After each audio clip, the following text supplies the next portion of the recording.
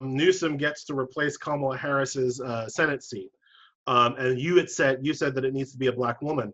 I cannot emphasize that point enough. The Kamala Harris is the only black woman in the Senate. The person who replaces her gets to serve out the rest of her term. That term is up in 2022. So we're just talking about another 2 years. California elected a black woman. Let's put a black woman in Kamala's place. And then we can have our fight in 2022. And look, it's going to be a fight. I mean, I know a lot of people who like Katie Porter. I love Katie Porter. I love Katie Porter's whiteboard. That's great. I've heard people saying that, California needs to elect a Latino, needs to put another Latino in the Senate. That's a great idea. There are a couple of, Xavier Becerra, the current California AG, he's been doing a lot of good work. Throw him in throw whoever you want, and let's fight about this in the primary where the voters get to decide. Whoever, and may the best person win, that's fine, but that's a 2022 debate. The 2020 debate is simply allowing, picking a person to finish Kamala Harris's own ass term, and that person should be a black woman. I personally prefer Karen Bass, but there are others. I don't care. I mean, pick whatever black woman you like the best and put them in there, Gavin. Because let's not also forget, Gavin Newsom also has to run for re-election in 2022. Right, so I'm sure that if he wants to win his race, it would be helpful to have some black women support as well.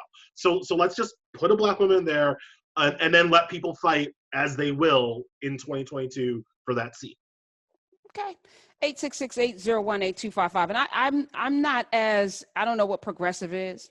I love humanity, and I want people to, not get quote unquote handouts. But I think, this should be a society where no one should go hungry.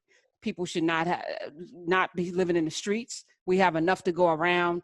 And I agree with you about the banks rubbing their hands together with Janet Yellen. And I think, they should be a little uncomfortable. The stock market should not be the litmus test for our economy, because it is not. It is the litmus test for what bankers and rich people are doing. And it's not, it does not speak to the vast majority of Americans. And listen, I plan on being wildly rich, but not at the expense of people not eating and not having homes. And I think that there's enough to go around. So I am not completely in line with what you're saying, but that's fine. We don't have to agree on everything. 100%. 866-801-8255. Let's go back to the phones, because I promised. Let's head over to Kikwana from North Carolina. She wants to talk about the vaccine. Welcome. Good afternoon. Good afternoon. Hey. I am calling because I have to agree with you that vaccine. I don't know how long I'm going to be in the house.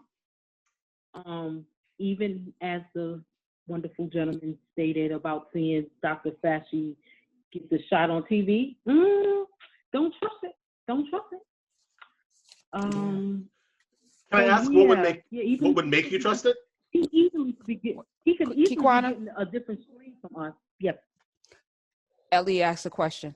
Go ahead. So can I ask Kikwana, what would you need to see in order to trust it? Like, what has to happen? What has to happen? I don't, and my husband and I have been talking about this, and I can honestly say I don't know. It just seems so wishy-washy every time. A minute ago we couldn't, it was going to be the middle of next year. Now we're looking at the 10th or 15th of December. I really don't know, sir. And that's my honest answer. But I know that in what little I do know, I still don't feel comfortable. I still feel like, I'm very uncomfortable. I don't know. I'm gonna need everybody to just go ahead. If they could just go ahead and shoot up the politicians. I just need to. I don't know, and this is really the first time that I feel like I've ever been speaking, because I really don't know. I'm not really trusting what's going on. It just sounds so wishy-washy. Yeah. Okay. All right. Listen, you are echoing a lot of Americans right now. And not just Black Americans, just a lot of Americans, from whatever race, color, or creed, have limited trust in our officials right now. And why shouldn't they? Like, what has happened over the last 4 years that would make you trust anybody who is kind of in front of a microphone speaking, right? Like, again, I was joking, I was saying before, it wasn't a joke. I don't even trust the goddamn New York Times anymore. You know, like, and that's big for me. So I'm totally with you that right now I don't trust any of these people.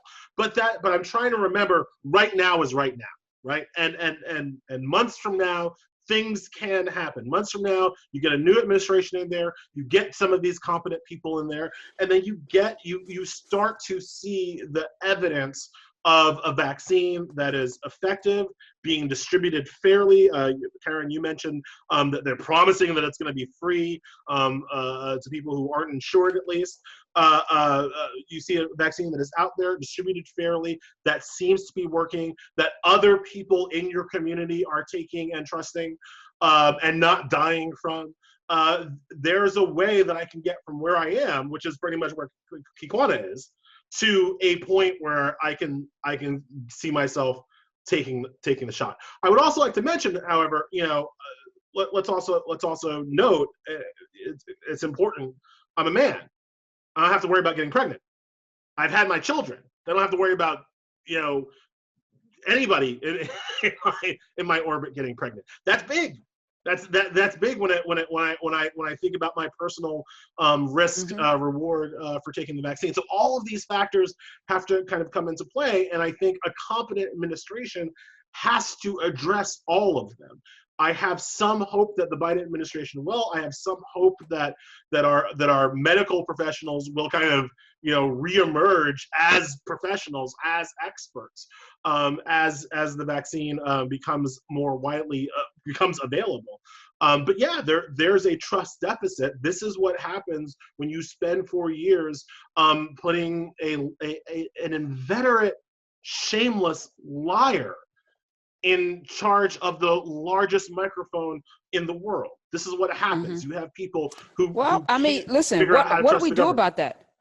70 to 80% of Republicans don't believe that Donald Trump lost this election, and they expect him to be inaugurated. What do we do with that? What do we do with the 78 million people who said, was it 73 million, 75? How many? 75 million?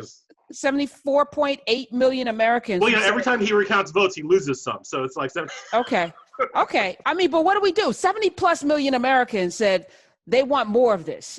And then 70 to 80% of Republicans don't believe that he actually lost this election. They believe that Joe Biden rigged it, that it was stolen. What do we do with that? You know, how do we come to a consensus around trust when we have half of America in this bubble of ridiculousness, as Arizona today certified the election for Joe Biden for that state by 10,500 votes. They just certified it, the AG and the Chief Justice, who are both, I believe, Republicans. So what do we do? What do we do with that?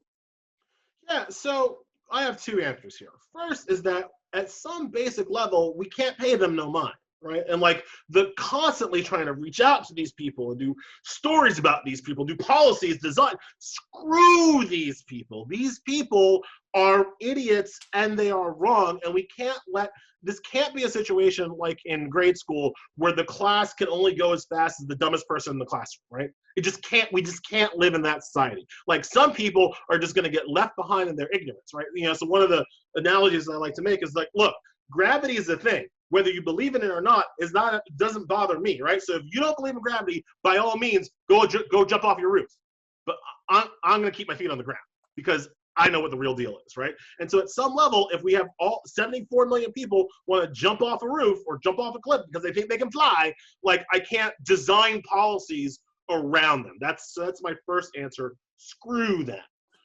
My second answer is that at some point we need the media to behave responsibly. And I feel like we talk about this every time I come on your show, that the media, you know, I like coming on your show because your show is grounded in truth. Most of the media is not. It's not grounded in truth.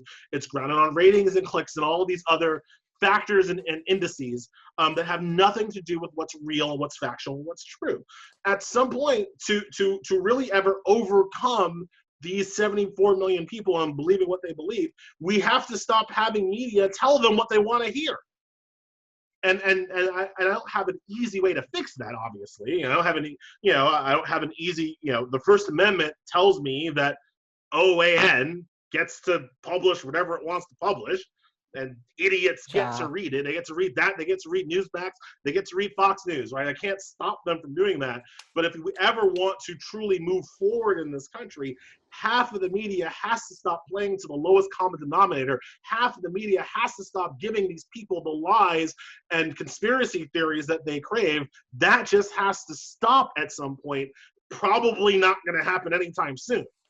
But ultimately, that's the way forward. The media has to stop feeding them this alternative reality that they can then believe.